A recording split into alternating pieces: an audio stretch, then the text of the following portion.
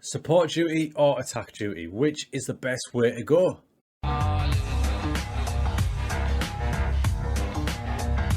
How's it going, everyone? Welcome back to FMSCOUT. My name is Neil. I am from the Stinger channel, which is my own channel. Now today we're going to cover support or attack duties for strikers. Which is the best? When should we use them? What's the difference? So we've got a little tactic loaded up here with my inter team that I always use to test tactics and stuff like that. They've just got a nice balanced squad that lets me do that. So this is light, cheat and steal. This is the lower league tactic. I haven't used it in the higher league tactics, but I'd be interested to see how they go with a big team. But anyway, I digress. So we'll concentrate on these two boys here. We've got an advanced forward and attack, and we've got a target forward. And initially I've got him on support. So what does that mean? So this goes for any of the striker roles that give you the support option. So your support duty means you'll drop a little bit deeper in essence. So for your target forward example, the support duty will target forward look to win flick-ons and play simple passes to his teammates and bring them into play. When he's on attack, however, he'll lead the line, meaning he's going to be further up. So what does that mean on the pitch is, when he's a target forward on support, and this goes for deep line forward on support, or any of the others, he's going to be more in this kind of zone. You'll see him in match dropping back, dropping it wide. If you've got him moving into channels and roaming, he will drop further back. Now, if you have him on attack, he's more often going to be higher up and less likely to drop off. So he's going to be further up, more aggressive, closer to the opposition's defenders.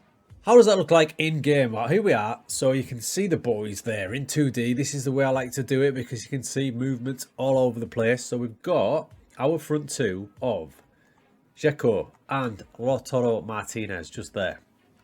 Now what we're going to do with them is, we've got the ball here. You can already see Dzeko, the way he's dropping off. He's dropping further back than Lautaro, who is on advanced. We'll play it on Bastoni. Look at Dzeko, dropping all the time. Remember, he's looking to link up with the player. If he's on attack duty, he's going to be more likely to be up here somewhere like that. But because he's on support, he's looking to drop back, get involved in the game more. Barella's got the ball. He lays it to Dzeko. Now, Dzeko's going to link the play up. He sees the wing back on the far side. And very importantly, now this is where he differs from maybe a number 10, because Dzeko's played that ball. But look at him now. He's now making a beeline to get in the box. Darmian gets it, whips it across. Dzeko's on the end of it. So on a support duty, he's looking to get involved in the game more. Now for me, this is where the support duty for a striker can come in handy if you're not the favourite in a match. We've all seen the formations with double advanced forward, aggressive as hell. They're usually the high press ones, high line of engagement, high defensive line, aggressive. Now if you're coming up against someone like Liverpool, who I cannot beat on this game for love nor money, and you play that formation, you're going to get beat up. If we consider using the drop off forward like we just have, he's got more chance of dropping into midfield to link things up. Maybe we're going to get a bit more of the ball. This should show you as well. This is what I really want you to look at. If you look at the inter stats there, just above my head, it's got all the passes attempted and completed. Now, if you look at Dzeko, he's got double the amount of passes than his strike partner. In fact, using that support role, he's second, I think, only to the playmaker for passes from the attacking group of players. So there you see it. There is Edin Dzeko with 47 passes attempted, completed 89%. His strike partner, Correa, who's the more aggressive one, only 25. Then you can see Perisic, the winger, with 37.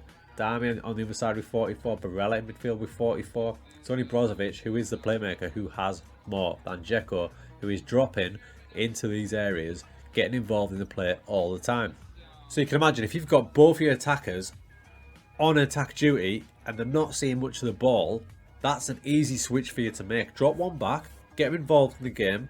Maybe it can make things happen for you.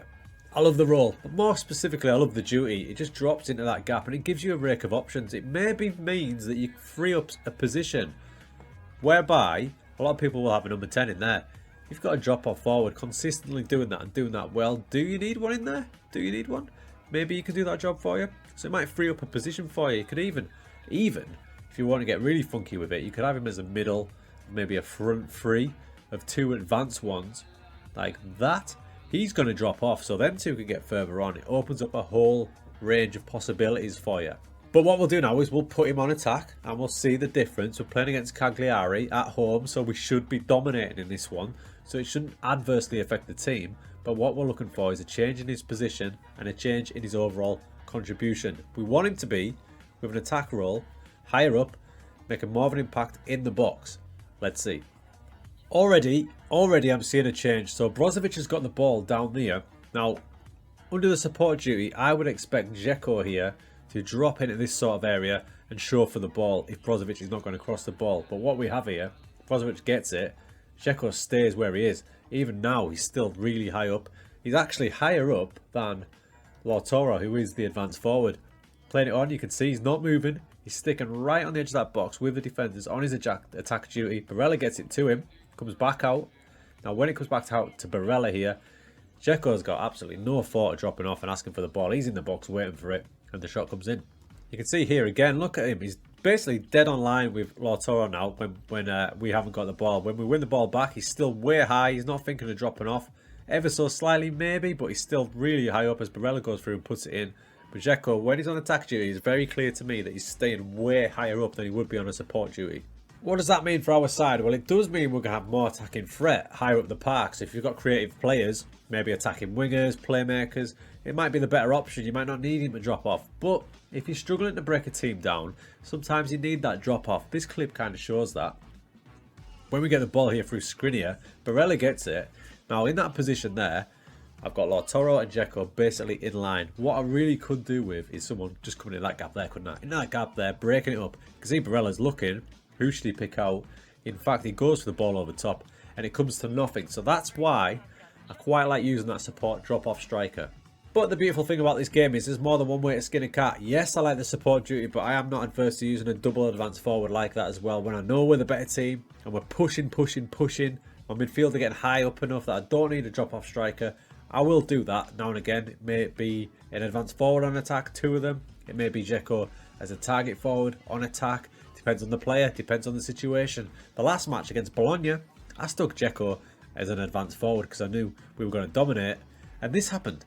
You can see the difference in the games here. So against Sassuolo and Cagliari, we played him as that target forward where he drops off a little bit more. Now, being more aggressive in this game against Bologna, played him as an advanced forward. You can see his pass level is way down because he's not that concerned about dropping off and getting involved. He wants to be on the end of things. And on the end of things he was. Now there's a few of these goals that Dzeko's going to score here. You can see where he is there. He's way high up, look. Now if he was target forward on support or whatever forward role on support, he'd probably be dropping off here looking for this ball off DiMarco. But because I've got him in attack duty, look how high up he is. And he's there to break the defensive line and ping it in.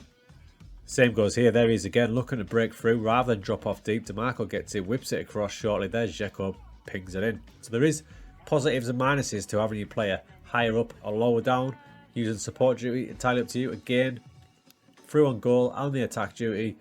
Because I know we're going to be the dominating team. And we end up whapping Bologna 6-0. Making this video has been a good reminder for me. Sometimes I get a formation working and I'm that in love with it that I don't like to change things. So even if we're against Bologna or we're against Juventus, I'll keep Dzeko, for example, as a target forward and support and just wait for things to happen. But on a game-by-game basis, maybe just a slight tweak to the duty, putting him on an attack, might be all you need to do.